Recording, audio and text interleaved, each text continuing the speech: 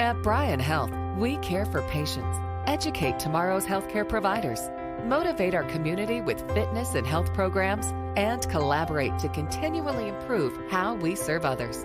That's why we are proud to present another Bryan Health podcast. Here's Melanie Cole. Welcome to Bryan Health Podcast. I'm Melanie Cole, and today we're discussing foot care and wound care. And joining me is Dr. Jeffrey Wienke. He's a podiatrist at Capital Foot and Ankle. Dr. Wienke, it's a pleasure to have you join us today. So tell us what type of wounds you see in the wound clinic. We really see a wide range of wounds there. Being a podiatrist, primarily the wound that we see most common is the diabetic foot ulcer, but we also see wounds related to chronic venous insufficiency or swelling, surgical wound dehiscence, and even traumatic wounds. Why are diabetics at particularly higher risk of foot wounds and foot wounds that don't heal? Well, that's a great question. So most of the patients that we see that have foot wounds or foot ulcers are at increased risk because they have what's called diabetic peripheral neuropathy. So extended periods of elevated blood sugars will cause patients with diabetes to lose sensation in their feet. When that happens, if they were to step on an insulin needle or something sharp, stand on a hot piece of concrete, or have a rock in their shoe, something like that, they aren't able to sense that, and they continue to walk or continue to stand there, and eventually the skin will break down. This can happen even from high pressure points in shoes. If a patient with diabetes has a pressure point underneath a spot in their foot and they can't feel that, they'll continue to walk until the area becomes calloused or blistered and then eventually breaks down and becomes an open ulcer. As far as the healing goes, elevated blood sugars also impede healing by a number of ways, but most commonly we see it with issues with circulation. Well, thank you for that answer. So let's talk about some of the other wounds and some myths surrounding them when people see these wounds. And I also would like you to tell us how often you want people to check their feet for these kinds of wounds and what that means when you say check their feet. But speak about whether we're soaking them or if alcohol disinfects them or, if small wounds don't always require treatment. Give us some of those myths and tell us how to properly check our feet. Well, excellent. This is one of the things I'm most passionate about, and one of the things I get to lecture on most often are common myths or misconceptions involving wound healing. So you've hit on a couple of them. First, I guess, involving alcohol or hydrogen peroxide. Those are both excellent first aid tools, but they really don't have any place as far as wound care or wound healing goes. If you were to get a road rash, alcohol or hydrogen peroxide will disinfect the skin, but prolonged use of either of those is actually cytotoxic. So it kills both unhealthy cells and healthy cells and will slow wound healing. So if you get a wound, especially a traumatic wound, it's okay to rinse it off with hydrogen peroxide or alcohol, but then that should get put back in the cupboard. One of the other big ones you touched on is soaking. Soaking an open wound does a couple things. Number one, it predisposes it to bacteria. Even if you put Epsom salts or something in your soak solution, you're still increasing your risk of infection. And then the other issue actually goes to one of the third big wound myths we see. And patients often believe that wounds need air to heal. And I think we've been told that from our grandparents for generations and generations. But what studies actually show is that a moist wound will heal up to 5 times faster than a dry wound. So soaking your foot or soaking a wound will dry it out, just like if you're washing dishes and you get those dishpan hands, it'll suck the moisture out of the wound.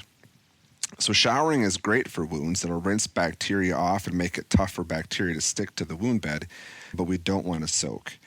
And then as far as wound cares go, it's important to talk to your doctor specifically about what they recommend. But in general, for a diabetic foot wound, we would want to donate moisture by applying some sort of topical medication and then keeping that dressing on and covered 24 hours a day, unless you're bathing or changing, because again, we want to keep that wound bed moist.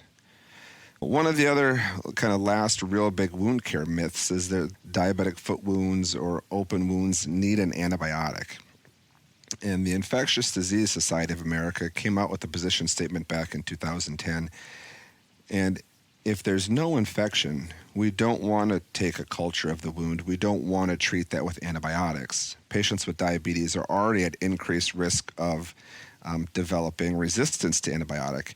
And so we want to save those antibiotics only if and when the ulceration becomes infected.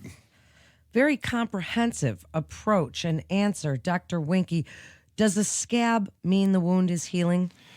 So a scab should be formed or is useful to form when we have what we call kind of a partial thickness wound. So again, if you get a scrape, if you get road rash, if you get a wound that causes some bleeding but doesn't break all the layers of the skin, then a scab is great. It'll protect the tissue underneath there, and you want to leave that in place. The wounds that we're talking about here are more chronic in nature. They're much, much deeper. And if we allow a scab to form, the scab is going to contribute to drying of the wound bed. And again, that's been shown to slow down wound healing. So part of what happens during a checkup with a wound expert is that the wound will likely be debrided. So we'll use a scalpel or a tissue nipper or a curette, and we will debride or remove any eschar or scab material, even callus material from the top of the wound in order to allow the medication to penetrate and to keep that wound bed moist.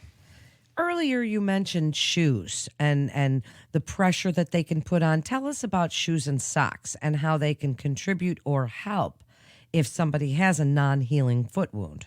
So in general, if a patient does have a wound on their foot, we actually more often than not would like them not to be wearing shoes at all. And that may involve crutches or a wheelchair. It may involve a special walking boot. It may involve a cast. But in general, in order to get a foot wound to heal, we have to remove the pressure that caused the wound in the first place. Diabetic shoes are fantastic, but shoes and even custom inserts and custom diabetic shoes have been shown not to be real effective at getting wounds to heal. Now, once we have healed a wound successfully, then shoes are extraordinarily important. We want a very custom, well-balanced insert to offload the high-pressure areas of the foot, and we want to pair that with a shoe that controls motion and is appropriate fitting in length, width, and depth. So for most of my patients, once we've got a diabetic foot ulcer that was successfully healed, we will transition the patient to custom inserts and custom offloading diabetic footwear in order to keep the wound healed. Again, patients with diabetes who have some neuropathy or decreased feeling can't sense if there's areas of pressure, and they will likely re-ulcerate. In fact, 81% of the time they'll break back open in the first 2 years. So it's imperative that we are very careful with the shoes and inserts that we wear in order to remove areas that are high in pressure so the ulcer doesn't come back. As far as socks go, patients with diabetes do need to be careful with their socks also. We want to try to avoid socks that have seams, again, that could rub on their feet or toes when they aren't able to feel that. And we want to be careful that we're using a sock that's going to help with removing any moisture from excessive sweating. So, Dr. Wienke, and before we wrap up, when we're thinking about what we want to keep on hand, do you prefer gauze or Band-Aids? Do you like bacitracin or Neosporin? Do any of these kinds of things really matter in the big picture of taking care of our foot wounds so that they don't become something that, can really get dastardly? Yeah, absolutely. Until you see your doctor, if you have an open wound, bacitracin, Neosporin, a triple antibiotic ointment, all of those are going to be equally effective at donating moisture to the wound, which is our goal. So any of those are fine. In the long-term setting, I actually prefer a hydrogel, which is just a normal saline like you get in an IV in a gel form. That way there's nothing to react to, nothing to become allergic to, and nothing to become resistant to.